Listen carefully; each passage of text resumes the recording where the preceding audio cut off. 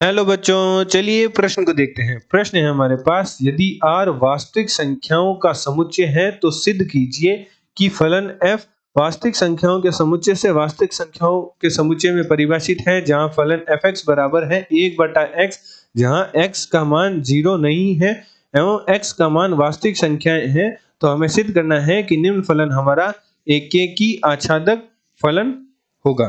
चलिए सर्वप्रथम हम प्रश्न के लिए मुख्य अवधारणा लिखते हैं। मुख्य अवधारणा, तो हमारा फलन एकेकी आच्छादक फलन तब कहलाएगा जब फलन हमारा एकेकी भी हो और आच्छादक भी हो।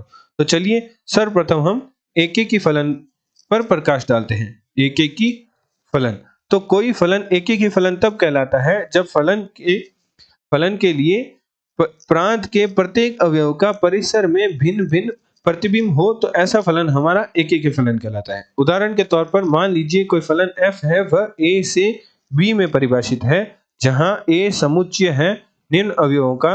अवयव है 1 2 3 4 और b समुच्चय है निम्न अवयवों का, जहां b के अवयव हैं 6 7 8 9।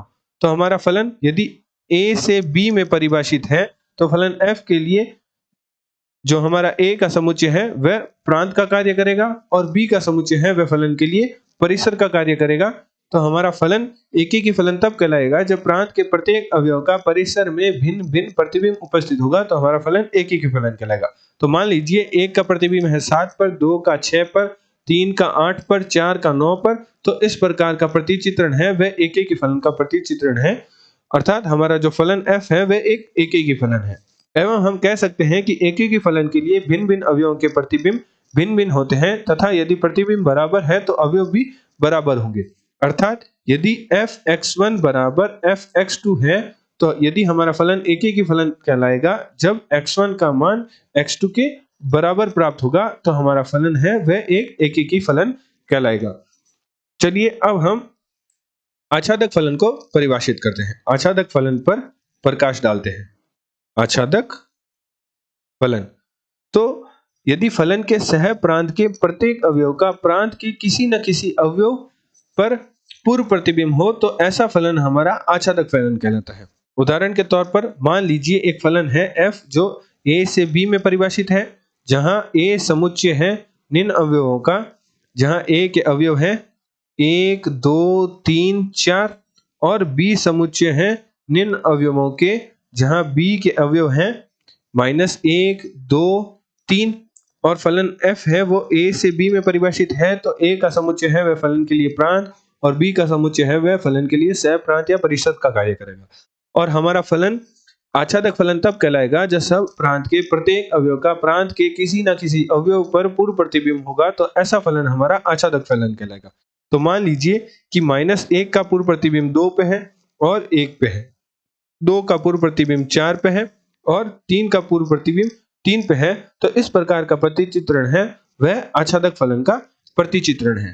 अतः प्रश्नानुसार प्रश्न में हमें फलन fx बराबर दे रखा है 1/x और हमें सिद्ध करना है कि निम्न फलन हमारा एकेकी आच्छादक फलन है। तो चलिए सर्वप्रथम हम एकेकी फलन की जांच करते हैं, जिसके लिए मुख्य अवधारणा अनुसार हम मान लेते हैं कि फलन fx1 बराबर है fx2 के।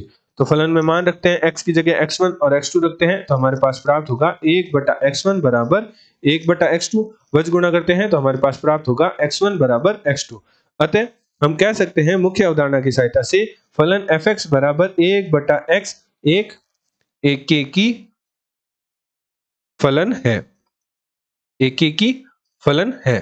अब हम निम्न फलन के लिए आच्छादक फलन निम्न फलन fx बराबर 1/x के लिए आच्छादक फलन की जांच करते हैं, जिसके लिए हम fx बराबर y मान लेते हैं, जहां y वास्तविक संख्याओं का समुच्चय है और y का मान 0 नहीं है। तो हमारे पास फलन fx का मान है 1/x बराबर y, जहां से हमारे पास x का मान आएगा 1/y। तो y के सभी मान के लिए 0 को छोड़ के x का मान हमारे पास वास्तविक संख्या ही प्राप्त होगा। अतः जो हमारा सह प्रांत के प्रत्येक अवयव का प्रांत में किसी न किसी अवयव पर पूर्व प्रतिबिंब उपस्थित है। अतः यह भी हम कह सकते हैं कि फलन fx बराबर 1/x के लिए परिसर और सह प्रांत एक ही समुच्चय है, या y के सभी मान किसी भी मान पर x का मान है वह वास्तविक संख्या ही प्राप्त हो रहा है, तो हम कह सकते हैं अतः जो हमारा फलन fx बराबर 1/x है वह आच्छादक फलन है। आच्छादक फलन है। अतः हमारा फलन fx बराबर 1/x एकेकी और आच्छादक दोनों फलन है, तो हम कह सकते हैं कि हमारा जो फलन है वह एकेकी आच्छादक फलन है। वह फलन जो एकेकी और आच्छादक होते हैं वह फलन हमारे एकेकी आच्छादक फलन कहलाते हैं। एकेकी भी हो और आच्छादक भी हो, ऐसे फलन हम एकेकी आच्छादक फलन कहते हैं। तो हमारा फलन fx है वह एकेकी आच्छादक फलन है।